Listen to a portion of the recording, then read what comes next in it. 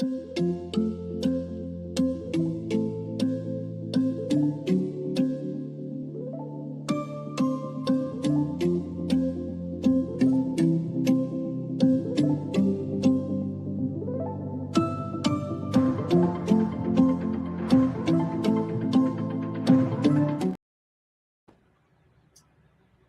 evening. Welcome to Swag Her Magazine. I am your host, Lachey Young.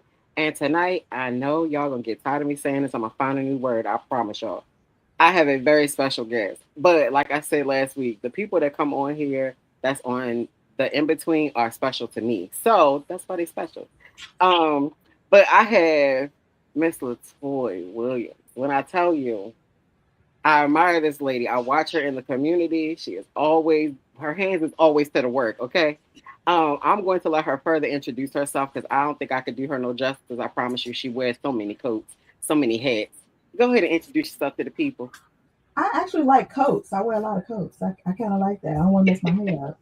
Right. Um, so my name is Latoy Williams. I use the she series of pronouns.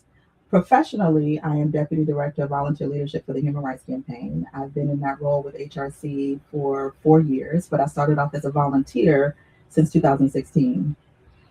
I am the Director of National Programming for Beta Phi Omega Sorority Incorporated, one of the oldest feminine lesbian organizations in the country. I also serve on the board for the Pride Center of Maryland, which is the largest organization providing services to the LGBTQ community in the state of Maryland. In addition to that, I am a partner with HBCU Soul Fest, partnered with Cody Lopez and Baller Life. Um, yeah, that's the tip of the iceberg. I do a lot in community for And us. do. And that's why I definitely 100% admire you. Because like I said, I've seen you in the community since I've been in the LGBT community and sorority life, but it's definitely even outside of that. I Mhm. see your hands at the work. I remember someone asking me a question about HRC, and I was like, "Oh, well, you need to go follow Latoya because you're gonna be able to see everything that's going on. You ain't got a question. You ain't got to do. I promise you, you're gonna know if you want to put your hands to the work. It's gonna be an opportunity on her page. All you got to do is watch and pay attention. Oh yeah, I'm gonna put you to So work. yeah, absolutely. So it is an honor to have you here with us tonight.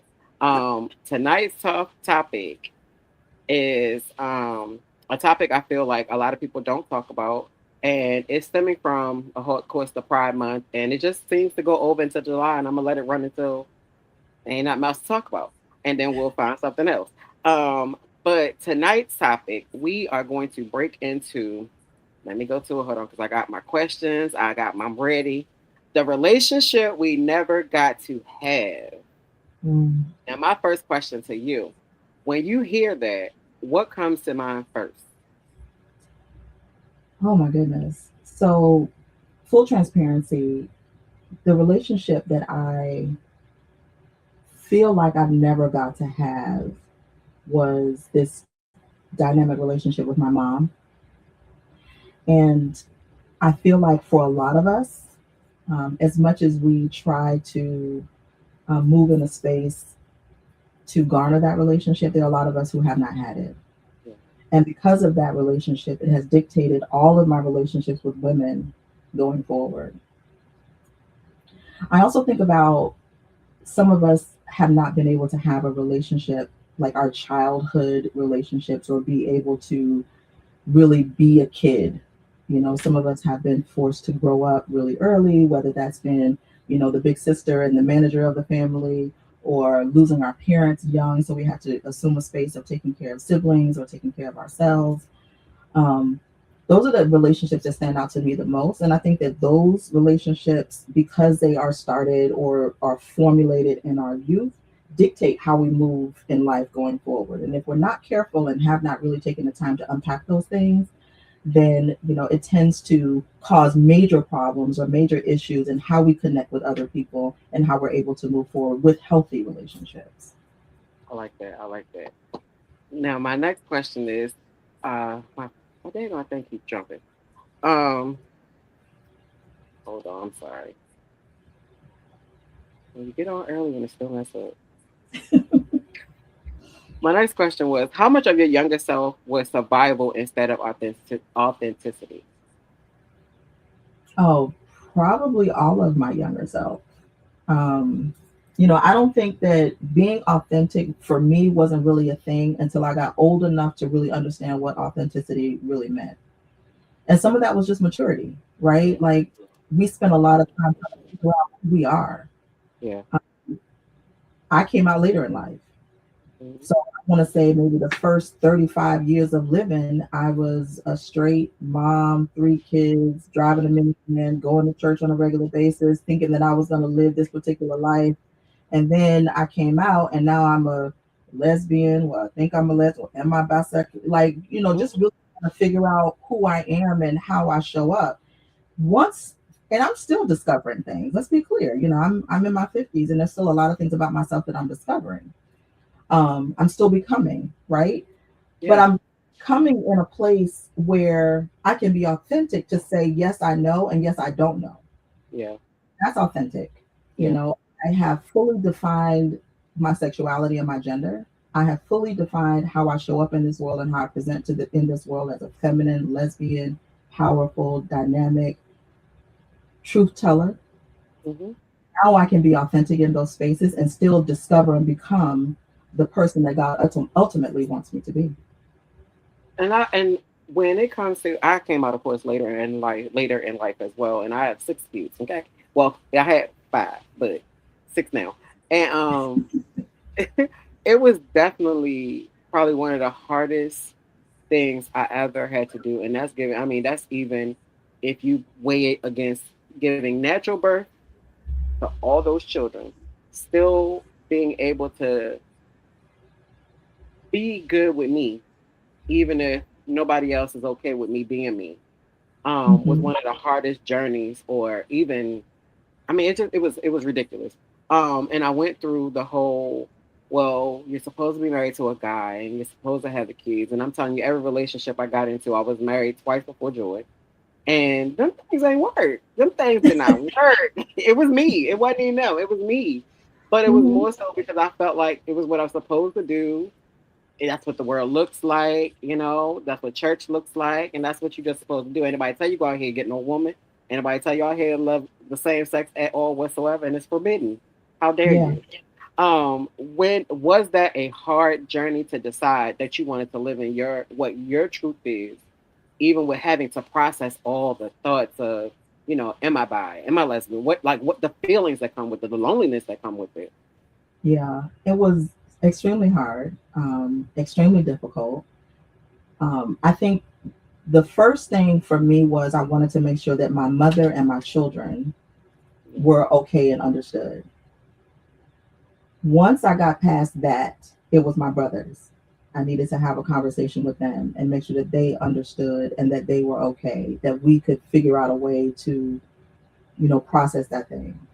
My brothers will go to war for me, right? yeah, So I had to prepare them like, listen, I'm going to do this thing. I'm going to tell my truth to the world. Not everybody going to like it. And I need y'all not to go to jail, yeah, right? So we had to come to grip with those things first. So once that nuclear family was okay, my mother, my brothers, my children, I jumped out the closet spinning around with rainbows and glitter and they give what anybody else. Because yeah, again, it was like I felt like I had the security of the people that were closest to me. They were once they were okay, then I was okay.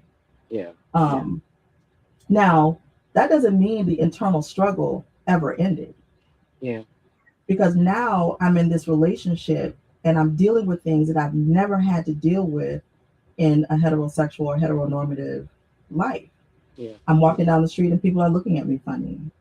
I can't be super affectionate with this person. Even my first girlfriend, my first out girlfriend, was feeling a way about holding hands in public and giving a kiss on the cheek. I never had to worry about that in yeah, our relationship before. yeah, I was younger then. We talked about having children and what that would look like. It was so many things I had to consider that I never thought about before because I yeah. had 3 children before, and it was nothing but we go in the room, we do what we got to do, we got a baby, right? Right, right, So now there's all of these dynamics that I had to consider that I didn't think about. I was I don't want to say I was impulsive in my thinking about coming out, but there was no groundwork for me. There was no book. There was no study guide to be like, okay, Yeah. you're a lesbian and you out now. These are the things that you got to think about. Right. Um, so those first few years was really hard. It was hard with family. It was hard with extended family, people outside of my brothers and my sons. It was difficult dealing with my new partner and the world that and I was in a city that I didn't know anybody. Like it was just, friend, it was a lot. I'm not Yeah. even gonna hold you. It was a lot. It was a lot. It I it had a took a while. It took a while I to get comfortable. yeah. I had a guest last week, Renee, and she was saying that it was one point, and I'm just gonna take it from my perspective. But she was saying it was moments where she was like, "Do I need to just go back? Like, what we doing? Like, what is this? Why? Like, pretty much like how heavy it can be, and how but hers was more so the loneliness that came with it because you lose a lot of people. A lot Yes. of relationships end because they don't understand or for whatever or their beliefs or whatever the case may be. My next question: do you feel like you could love your family deeply while grieving what they couldn't give you? Yes, I'm actually experiencing that now. I often say that loving you and forgiving you does not mean reconciliation. Mhm. It does not mean that we're going to go back to living the life or engaging with each other the way we did before the hurt happened or before the recognition of the hurt. Yeah, Um, I'm gonna love you. I'm gonna pray for you. I am going to always wish you well. I'm going to manifest great things in your life. I want you to eat and be full, but not at my table. period. Period. Full stop. And I'm not burning no bridges. I am not, I'm not in the street fighting about it. I'm not even arguing and going back and forth about it. It is a place in my life where I have to let go of this relationship because it does not serve me any longer. It is Yeah, not healthy for me any longer because I know who I am. I know who I'm called to be. I know the things that God has for me. And I know that if I don't let this go, I'm not going to get there. yeah, And I refuse to have the mission and the call of my life to be screaming from my grave that it was never fulfilled because I couldn't let go of the things that didn't serve my purpose. I agree. I agree. I live by that now. I didn't before. I felt like Mhm. if I forgave you, then that gives you the access to be back around. But then when I went through that year of still doing it, divorce and titles, and Mhm. learning who I am and what my expectations are and what I want and how I want to show up, regardless of what the Mhm. world says, baby, I forgive you. Stay over there though. Exactly. And really, that's the key because I think that sometimes we tend to allow certain things to happen to us because we have not prepared ourselves for the things that we're supposed to do. Like, if you don't know yourself and know what you need and know what you want and set your boundaries as high as your heels, you are willing to allow certain things to continue happening to you. Yeah, yeah, And then yeah. you wonder, oh, Lord, why am I back in this space? I thought I did, and I did. Baby, no. You get the lesson and you have to apply it. You cannot get the lesson and then go back and do the same thing. It's insanity because you ain't gonna get no new results. No, it's not gonna work like Insanity. that. All right, now this is going into like more so church hurt and spiritual healing. I'm more of Mhm. a spiritual person. Did you ever feel like you had to choose between God and yourself? Not necessarily God and myself. I've experienced my own level of church hurt, both in regular church and in a inclusive church. And people often say that you shouldn't question God. Absolutely, you should ask questions. That way, you can get answers and clarity. Okay. Absolutely. I was asking and wondering, like, why am I, if this is supposed to be the space that you have called me to be, Hmm. why am I experiencing these things? What am I Yeah. missing? How can, you know, what am I doing wrong, basically? So it wasn't necessarily me having to choose between me and God in my life because I know God didn't make any mistakes and God knew me. So if Yeah. God knew me before I was formed in the womb, there's no way Pump this is a jacks. surprise. There was no way that this was a surprise that I was going to come out late in life, that I was going to like girls, that I was going to marry one, God knew all of this ahead of time. right? Because God don't make no mistakes. So there Right. was never a choice between that. It was more so, how do I serve fully in spaces that don't always welcome me? How do I, and what I find baffling, I still find baffling, is that folks will meet me, these real Christian folks, the Mhm. one that's heavenly bound that ain't no earthly Mhm. good, them, Mhm. Mhm. and will walk up and say, you know what?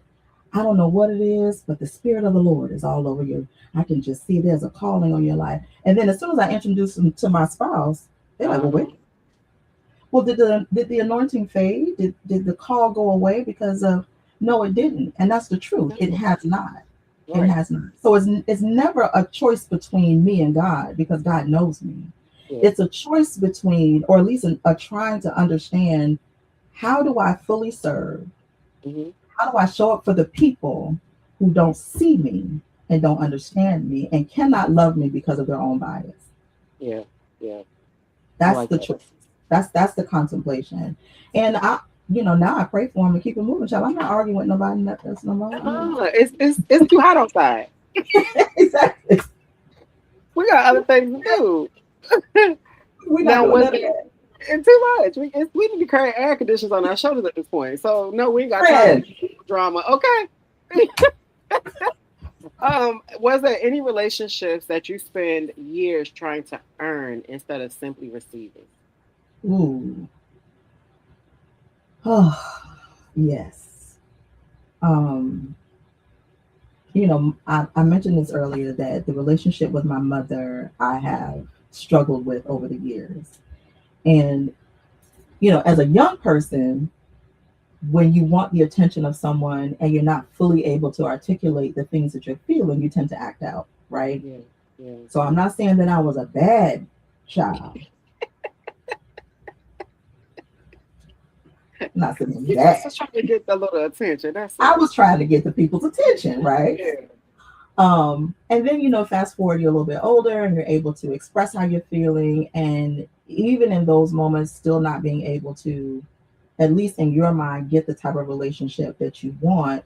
I'm doing things. I'm performing yeah, to get the relationship. If I'm spending money, I'm buying gifts, I'm, traveling back and forth, I'm, just doing all of the things. I'm performing to try to get this love. I'm yeah, trying to earn it because I'm feeling like I need to do something to make you love me in the way that I need. yeah, So I never really was able to be in a place to feel like I could receive that kind of love. I felt like it wasn't available to me, which made it even harder and more hurtful, yeah, especially in my mind, watching my mother be a mother, but not to me. Really, really hard. I think where I am today with it is I've learned to accept my mother for who she is and not try to craft and make her into somebody else. My mother is amazing. She yeah, raised three children. She lived a life that I probably would never understand during a time that I wouldn't have wanted to live, right? yeah, And I can always say I would have done it differently, but I'm looking at it from my perspective. Those options may not have been available to her. yeah, um, she may not have had the wherewithal to do the things that I would have done. So there's an acceptance that has to happen hmm, there so that we can move forward and have some semblance of a relationship that's loving and peaceful and, that's kind to one another. yeah, Even then, there are boundaries. You yeah. know, when I Absolutely. feel like you just said a little something that done rubbed me the wrong way. All right, girl, I'm gonna holler at you next week. You know what I mean? I Hmm. need a little break, and then we can come back and have a conversation. That relationship, I have to catch myself when I feel like I'm moving back into that performative space. Yeah, Remind myself, no, no. I think one of the most valuable lessons I learned was that um, I wanted my mother to fill my cup. yeah, That's what I wanted. But I may have been a gallon, and she may have been a half a gallon. hmm, She might have never been able to do that. Yeah, What I had to learn was after a certain point, it's not her job to fill my cup. baby. Tell the people again. It wasn't. And I have to learn that for how I care for my children. Hmm. At a certain point, they have to be equipped to fill their own cup. Yeah, Hopefully, I've done all of the things I need to do to raise these young people into adults to learn to fill their cup, to understand that being self full is not selfish, to yeah. understand that if I love and care for myself, it's okay to love and care for myself. Hmm. Once I got that, I was like, okay, well, I can't keep holding my mother accountable for certain things that Yeah, she might not have been able to do, yeah. which opens the door for us to have a better relationship going forward. Mhm. And deeper conversations. Me and my mom didn't have the best relationship. I mean, I know for years prior, I was probably in my. I remember praying that the lady wouldn't wake up when I was younger. Oh, no. And now, granted, thank God he ain't listen. Okay, um, because man, but where we were at my younger ages, and then it didn't seem like it was gonna get better, but I wrote her a letter one day telling her what I felt. I didn't get the response I wanted. Baby, I was hurt. Mm. And then I got on a call with one of my friends, and this lady said, um, the people that you needed most, they're going to need you. And however you respond is how the rest of your life will be. When I tell Ooh. you that stuck in my head, I mean, all the way to this day, and I think Ooh. I was in my 20s. And she was like, so I need you to be careful in every decision you make going forward. So of course, you go about your business. You don't think that it's gonna pop up tomorrow. It did. My mom needed something, and I'm sitting there. I was in Target, and I had just asked her like a month prior for something, and she went and did the exact what I needed her to do for my sister, but told me she couldn't do it for me. And Mm. baby, and I all I could hear was that lady saying, "Whatever your decision is today, is gonna affect how your life gonna go." My mother has not wanted for nothing since that day. I forgave me for Mm. even holding on to it that long, for it to affect me and who I was and how I even Yeah. treated people. Yeah. And then I kept on going. Of course, you get your triggers, you get your moments, like you said, where you got to be like, All right, about to, girl. about to, but a lot of younger people, maybe because they don't have the seasoning we have, or I don't know, or because I don't know what it is. A lot of younger people don't get once you become an adult, it is 100% your job to heal, because there's Yes. no guarantee anyone that has hurt you in the past has what you need to even fulfill To move those. forward. Yeah, and it depends on what your mindset is, because if you're one of those people that hold on to pain versus the forgiveness, it's you damned if you do it, damned if you don't. So it really don't. You have to Exactly. go get it for yourself. So I applaud you for being again another person that 100% can recognize what it is, what you can do with it, and how you can make it serve you. Yeah. And anything else outside of that, babe, we talk about that another day. Like I said, Yeah. time. For real. Yeah. So I applaud you for that's why I say yeah. Say that again, because that is like one of my, I don't want to say models, but I tell everybody once you become an adult, I don't want to hear about what your mama did, what your daddy did. What is you doing? Right. What are you doing to make do the stuff? It doesn't take them off the hook. It's not Correct. saying that what happened didn't Did matter. not happen. Right. Right. All it is saying is right now you should matter more than that, so that you Hmm. can do what you need to do to go forward. Because if not, you're gonna be stuck with them forever. They I ain't gonna mean, ever and get that's the away. You ain't thing. leaving. Like, if I waited for my mother to come back and be like, you know what, baby, I'm so wrong for what I did to you when you was 9.5 years old in the backyard when you was, babe, she probably don't even remember that. Nope. That's Typically, the truth. most of the time they don't. They don't. It's up Mm-mm. to me to unpack that and heal that part of myself. And I often say, and I say this to my spouse often, I met them and I had all these years of issues and problems and baggage and things. I was collecting these rocks and I was throwing them in this sack, right? They were doing the same thing. For 40 Mm-hmm. something years, they was going through life collecting these rocks. When we got together, you have two options. You could either hit me with that bag of rocks or we can take the time together and unpack it. Yeah. And that's what we've done. As an Yeah. adult, it's time for you to unpack your bag. Yeah. whatever that means and whatever that looks like. Hopefully, you're fortunate enough to have someone that loves you enough to say, you know what, let's sit down and unpack this together. And even Yeah. if that means I'm going to drive you to therapy, Hmm. or I'm going to drive you to the pharmacy to get your medication, or I'm going to drive you to the church so we can pray about it, whatever that unpacking looks like. But Yeah. if you don't, it is still your responsibility as an adult to unpack your bag, Yeah. whatever that means, unpack it. Because Yeah. if you're waiting for somebody else to do it, the person that hurt you years ago, I'm telling you, they do not remember what they did to you in 1985. They do not. Mm-mm. 85, 95, 2005, they don't remember. They are not keeping account. They're moving on. Yep. You're holding on to this thing that happened to you, and it doesn't make light of it. It means Right. that if you want to get better and you want to move forward, you have to do the work to do that, as Yeah. opposed to continuing to hold on to this pain and grieving the relationships that are no longer serving you. Yeah. I'm 100% with it. And I 100% agree. I'm for boundaries. I am for making sure that you heal. That is the whole reason the in between became, because it's talking about everything that's in between, but it's giving you that out. You have to have the resources because some people just don't have it. You kind Mhm. of answered the last question, but I'm gonna ask it anyway.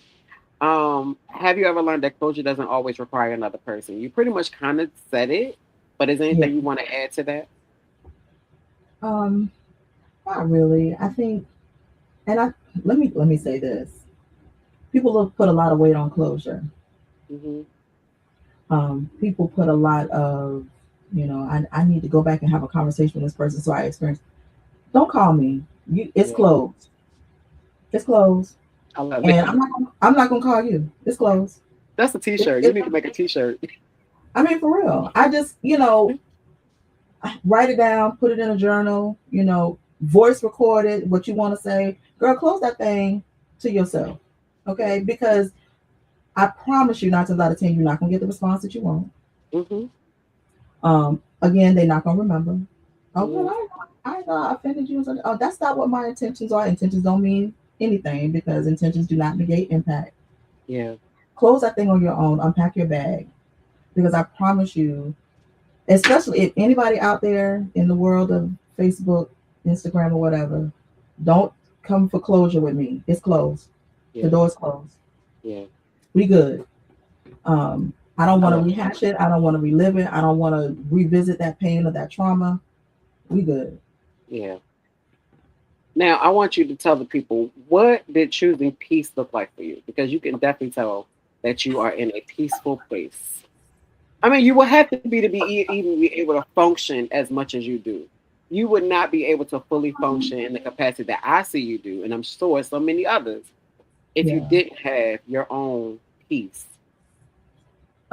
What peace looks like, really, my house is my sanctuary. I love my home. When I walk in my house and close the door, the outside world stops existing. All of the things. I work in LGBTQ plus advocacy, so it's on the tip of everybody's tongue. It's on every social media feed. It's on the news. It's on the radio. It's in every dinner conversation. I'm in community a lot, so from the time I wake up and I show up at the venue, I am on. I'm Latoya Williams, deputy director, to the time I leave. Right, so I make sure that my space is peaceful. It is quiet. It is mine. When I shut that door, that's it. Yeah, And I don't let anyone rob me of that. I really don't. Not my spouse, not my children, not my sorority sister, not Facebook, none of that. yeah, I draw a hard line so that I have a place to disconnect and I have a place where I can experience peace at the level that I need. I think the other thing is folks feel like peace and self care is yoga or it's getting your nails done or no, it is whatever peace is you. I don't like yoga.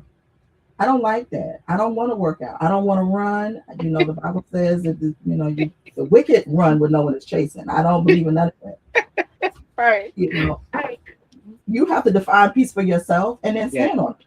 Stand yeah, on whatever it is. I don't want to do hot yoga. I don't want to do none of that stuff. Peace yeah, for me is sitting in my living room in a cool, comfortable space with the TV on, sound on mute, scrolling on my phone, reading a book or a magazine, having some watermelon and cherries. Like that's peaceful for Yeah. me. Yeah. And Yeah. I refuse to let anyone rob me of that. I love that. I love that. And it makes sense. It do. What would you say to anyone out there that are younger or older, Hmm. who are just trying to survive?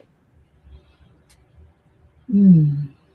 There's so many people out there that's really living in that survival space right now. Um, I think, well, not I think, I pray that survival never becomes comfort. Yeah. I pray that you close your eyes and open them the next day and realize that your place on this earth is ordained, and everywhere your feet carry you, you're supposed to be, so that you don't feel like you have to just survive and exist. Yeah. I pray that your existence is so bountiful that the dollars in your bank account or the number of zeros behind your paycheck doesn't even matter, Yeah. because you're so full and you're so abundant that those things are just, that's just today. It doesn't dictate what your tomorrow will be. I think for a lot of us in our community, we're kind of, we rest in this place of resilience, right? We think about, surviving, and I have to be this thing. And I want you to really rethink, what are you surviving? Yeah. Define that, and then change your mindset around it. Define it for yourself. And then once you define it, write it down and really say, if I'm surviving this thing, how do I live? Not survive. How do I live through this thing? We talk about we are our ancestors' wildest dreams. My ancestors dreamt of rest. Okay, they wanted a nap. Okay. And if the sun today was the sun 200 years ago, baby, I know they need a nap. Okay. I know they need some cool water and a breeze. 100%. So I just, I want survival to no longer exist for the people, and for them to, yes, define what are you surviving, and then change your mindset around that so that you can live through that thing as opposed to surviving that thing. I love that. And guess what? I ain't adding nothing to it. Um, because I had a closure. I'm not adding nothing to it. That was absolutely everything anybody needs to know, especially with where the world is right now. And I want to simply thank you again for taking me up on my offer and joining me on the in between. Um, Absolutely. something I want to. Lachey, when you call me, I'm going to answer every time. I believe that. I definitely believe that. And let me tell you, you sparked something in me a month ago, DC Pride, Oh my because I goodness. know I came to you when you had y'all had the beta event in here in Baltimore, and Hmm. I came and said, hey, I'm XYZ, right? But you tell people that, and you be like, they ain't gonna call, right? I didn't think you wasn't gonna call. That wasn't it, but it was just like, is you really ready, Shay? Because you out here saying XYZ. Like, is you really ready? And then when you called, I'm like, yeah, yep, yep, I'm gonna be there. I didn't know what I supposed to have. I was nervous, but all I knew was I need to get here. You invited me to come, and meant it was for a great reason. And then I get there, and when I tell you, when I left, I felt so full.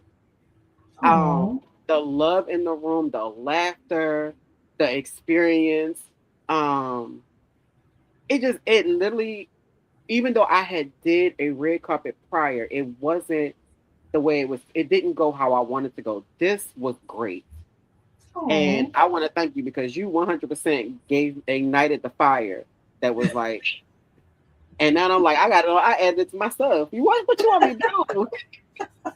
'Cause, yes, Latoya, she told me come on, and I did.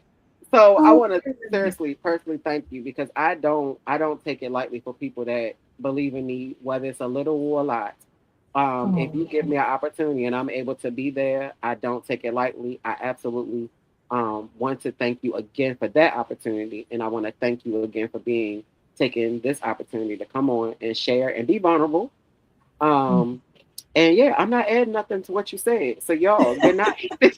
I will say, if you want to share how people can follow you, anyone that's interested in becoming a sorority member, like anything you want Mhm. to put out there where they can connect, this is your Oh, moment.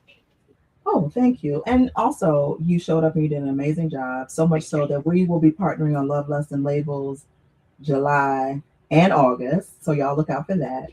you. So to become a member of Beta Phi Omega Sorority Incorporated, you can always go to our website, betaphiomega.org, or you can follow us on any of our social media platforms for our multiple chapters across the country. To become a member of the Human Rights Campaign, go to hrc.org. HRC is the largest advocacy organization on the globe, specifically focused on LGBTQ plus issues. We have 4 million members, membership in every zip code in this country. And membership is super important because that gives us the political power to go to the White House, to lobby, to file lawsuits, to push back against bad bills in this administration. If you want to volunteer, you can go to hrc.im/volunteer, type in your zip code, and you can find a community close to you so that you can become active with the Human Rights Campaign. There are so many things that are coming up that we are doing locally and nationally. I would be here all day just trying to tell you about all those things. But I will tell you, if you follow me, Latoy Williams on Facebook, Lady Swagger 73. I promise I'm gonna update it on Instagram because you listen, somebody created that for me like 10 years ago. It needs to be a little bit more professional. Or you can follow HRC Black Council, and that'll also share lots of information about HRC and the things that we're doing in the Black Council, the Black space as well. Yes, and her Facebook page, it actually has Latoy, the designer, Williams. Yes. Yeah. So you don't get it twisted up. I don't want y'all to go click on somebody else's page, but ain't nothing on here because I promise you, you click on the right page, it's gonna be something on there. There's gonna be something on there, I It's promise. gonna be something on there. I promise you. All right, you guys. I am not going. Like I said, I'm not feeling out. I love the ending that she gave. It was perfect. I hope that you guys, whoever is watching now, take everything that was said, apply it, sit with it, sit in it, whatever you got to do. And those that may watch it later, take all of this in. It was great information. It was absolutely delicious. And I'll see you guys next Thursday at 7 p.m. with a new topic, another guest. And yeah, I love you. I absolutely love you. I I love you immensely in real more. life. Thank you. Thank you. Y'all have a good one. You too.